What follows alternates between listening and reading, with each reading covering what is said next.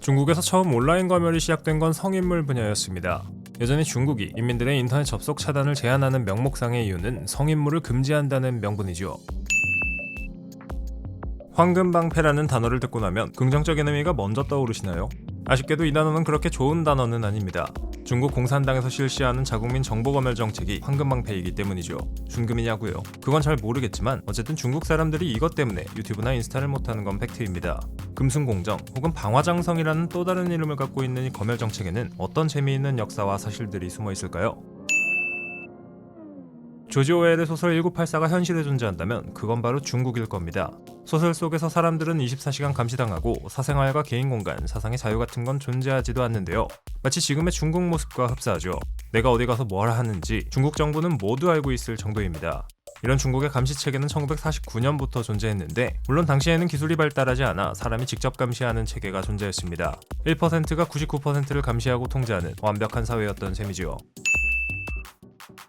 물론 현재의 중국 정부는 과거보다 더 완벽하게 인민들에 대한 감시를 진행하고 있습니다. 중국의 황금방패는 1998년부터 개발을 시작해 2009년부터 사용되기 시작했는데 인터넷과 휴대전화, 이메일 등을 통제해 더욱 완벽하게 감시를 하겠다는 데 목적이 있었죠. 초창기에는 중국 내 웹사이트를 차단하는 방식으로, 이후에는 구글이나 유튜브 같은 외국 사이트를 차단하는 데 초점을 맞췄습니다. 인민들에게 악영향을 끼칠 수 있는 정보에 대한 접근 제한을 통해 중국 정부의 권위를 완벽하게 지킬 수 있기 때문이죠. 중국 내에서 유튜브나 구글, 인스타그램을 할 수 없는 이유가 여기에 있습니다.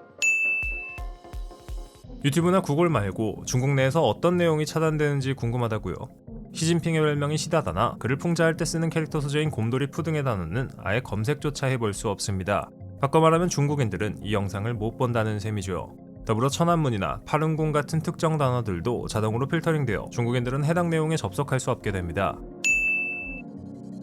황금방패 프로젝트를 위해 동원되는 중국 공안의 수만 하더라도 3만 명에서 5만 명 정도로 예측됩니다. 이 정도면 24시간 내내 실시간으로 감시도 가능하겠는데요. 역시 인구수가 많으니까 이런 게 가능한 겁니다. 참고로 중국 내에서 사용되는 스카이프 앱에도 검열 기능이 내장되어 있습니다. 여러분과 친구가 통화하는 걸 중국 정부에서 감시할 수 있죠. 영상 통화를 하고 싶다면 중국에서는 다른 앱을 사용해야겠네요.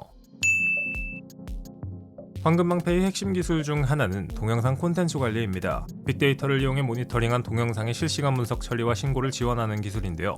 이 기술을 만든 건 우리에게도 잘 알려진 스마트폰을 만드는 그 회사 화웨이입니다. 화웨이가 개발한 동영상 감시 시스템의 유일한 사용자는 바로 중국 공안입니다. 앞으로 화웨이 같은 기업들을 필두로 AI 기술이 발달하면서 중국의 황금방패는 더 철저하게 웹사이트와 콘텐츠 접속을 막을 예정이죠. 그러니까 되도록이면 중국에 안 가는 게 최선입니다. 어쩔 수 없다면 중국 내에서 인터넷을 사용할 때 시진핑을 욕하는 댓글을 작성하거나 관련 동영상을 시청하는 건 안 하는 게 좋습니다. 중국의 한 남성은 과거 VPN을 사용해 해외 웹사이트에 접속했다는 이유만으로 2024년 8월 벌금을 받았죠. 외국인도 예외는 아닌 게 2024년 7월 중국의 반간첩법 개정으로 인해 중국 공안에게 불시에 검문을 당할 수 있습니다. 내돈 내고 여행 가서 감시당할 필요는 없지 않나요? 만약 어쩔 수 없이 유학이나 출장을 가게 된다면 스마트폰에서 아예 손을 떼거나 메모장에나 켜는 게 최선의 방책입니다. 하지만 사실 지금 남의 나라 걱정할 때가 아닙니다. 우리나라도 마찬가지죠. 한국 정부도 2019년 HTTPS 차단 사건으로 인해 욕을 먹었는데 당시 정부 주도하에 웹사이트 접속을 차단하는 나라는 중국과 우리나라뿐이라는 비난을 피할 수 없었습니다. 황금방패는 없지만 뭔가 씁쓸해지는 순간이네요.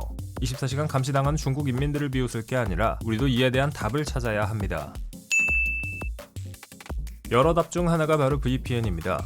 우회 접속을 통해 감시로부터 자유로워질 수 있는 좋은 수단이죠. 하지만 무료 VPN을 사용한다면 그건 안 쓰는 이만 못한데요. 국가에서 하는 웹사이트 차단을 우회하기 위해 다양한 기술과 암호화 프로토콜을 사용해야 합니다. 무료 VPN은 일반적으로 이러한 기능을 제공하지 않으며 여러분들의 기기의 보안이 지켜질 가능성은 매우 낮습니다. 써봤자 결국 걸리게 되어 있다는 이야기죠. 그럴 때 필요한 건 바로 프리미엄 VPN, 노드VPN입니다. 노드VPN의 바이러스 및 위협 방지 기능은 인터넷상의 다양한 위협을 방지할 수 있고 더불어 어디에서나 보안을 지켜 안심하고 인터넷을 즐길 수 있게 해줍니다. 또한 노드VPN은 VPN 연결이 실수로 끊어지는 경우 인터넷을 차단하도록 설계된 킬스위치 기능도 존재해 데이터를 노출시키지 않는 완벽히 보호된 상태로 만들어주죠. 백신과 VPN의 역할을 동시에 하는 노드VPN 고정 댓글의 링크를 누르시면 을사년 푸른뱀의 해를 맞아 최대 74%를 할인해주고 4달을 무료로 더 주는 딜을 확인해보실 수 있습니다. 30일 동안 걱정 없이 환불도 되니 그 점을 기억해 두시면 좋을 것 같습니다.